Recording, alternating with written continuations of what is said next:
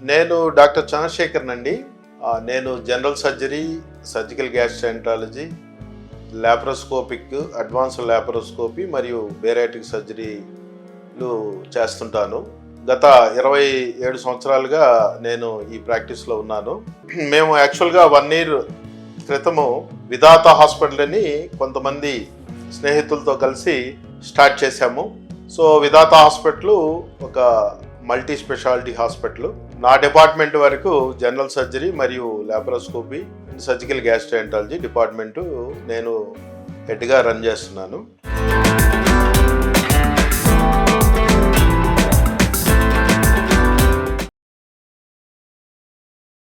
So ఈరోజు యాక్చువల్గా మనం హెర్నియా అనేది చాలా కామన్ జబ్బు.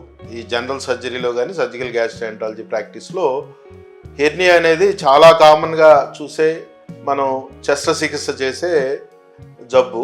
సో అసలు హెర్నియా అంటే ఏంది, సో హెర్నియా ఎందువల్ల వస్తుంది, దాన్ని ఎలా నిర్ధారణ చేస్తాము, దానికి ట్రీట్మెంట్స్ ఏమున్నాయి, లేటెస్ట్ ట్రీట్మెంట్స్ ఏముంది, సో దానికి ట్రీట్మెంట్ చేసిన తర్వాత ఏ ప్రాబ్లమ్స్ రావచ్చు అనే దాని మీద మెయిన్గా మనం ఈరోజు చెప్పుకుందాము.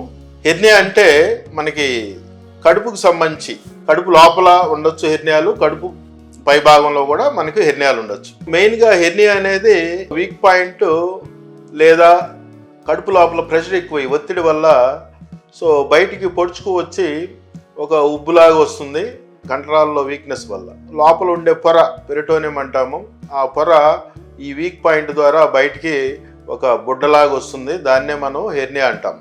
సో ఈ హెర్నియాకి ఎందువల్ల వస్తాయి, మనకి హెర్నియా అనేది ఆడవాళ్ళల్లో ఉంటుంది, మగవాళ్ళల్లో ఉంటుంది. సో చిన్న పిల్లల్లో, పుట్టిన పిల్లల్లో కూడా హెర్నియాలు వస్తాయి. అవి కంజెంటల్ హెర్నియాస్ అంటాం. మనం మెయిన్గా ఇప్పుడు అడల్ట్స్ గురించి, ఆడవాళ్ళు లేదా మగవాళ్ళకి సంబంధించిన హెర్నియాల గురించి మెయిన్గా మనం మాట్లాడుకుందాము. సో హెర్నియాలు సో ఎన్ని రకాలు, సో మనకి రెగ్యులర్గా వచ్చే హెర్నియాలు, సో కింద గజ్జల్లో వచ్చే హెర్నియాలు ఇంగ్వైనల్ హెర్నియాలు అంటారు.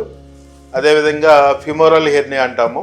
ఫిమోరల్ హెర్నియా అనేది తొడ పై భాగంలో, సో ఈ ఫిమోరల్ కెనాల్ అంటే మనకి తొడ కాలువ అంటాము. సో ఆ కాలువలో నుంచి వచ్చేది, ఇది మనకి లేడీస్లో ఎక్కువ ఉంటుంది. ఇంగ్వైనల్ హెర్నియాలు అంటే మనకి ఈ టెస్టిస్కి సంబంధించి రక్తనాళాలు ప్రసరణ వెళ్ళే మార్గము, లేదంటే టెస్టిస్లో తయారైన స్పెర్మ్ని తీసుకెళ్ళి కడుపులోకి తీసుకెళ్లే మార్గంలో ఒక ఇంగ్వైనల్ రింగ్ అని ఉంటుంది. అక్కడ కొంచెం వీక్ అయితే సో మనకి అక్కడి నుంచి ఒక పొర లోపల నుంచి హెర్నియా లాగా ముందుకి పొడుచుకురావడం జరుగుతుంది. దాన్ని ఇంగ్వైనల్ హెర్నియా అంటాము. ఇది మగవాళ్ళల్లో, ఆడవాళ్ళల్లో ఉంటుంది, అన్ని వయసుల వాళ్ళల్లో వస్తుంది.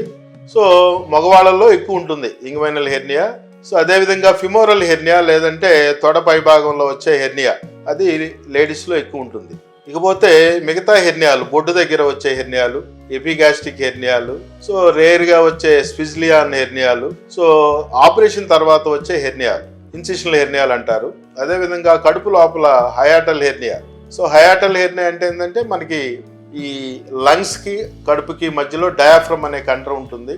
సో ఈ అన్నవాహిక ఏదైతే పేగు స్టార్టింగ్ భాగం ఉంటుందో, అన్నవాహిక కడుపులో నుంచి మనకి ఈ మీడియాషన్ అంటాం.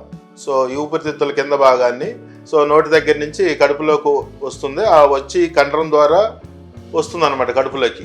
దాన్ని హయాటస్ అంటాం, ఆ రంధ్రాన్ని. సో కొన్ని కారణాల వల్ల ఇది లూజ్ అయినప్పుడు ఇది పైకి వెళ్తుంది. సో దాన్ని హయాటస్ హెర్నియా అంటారు.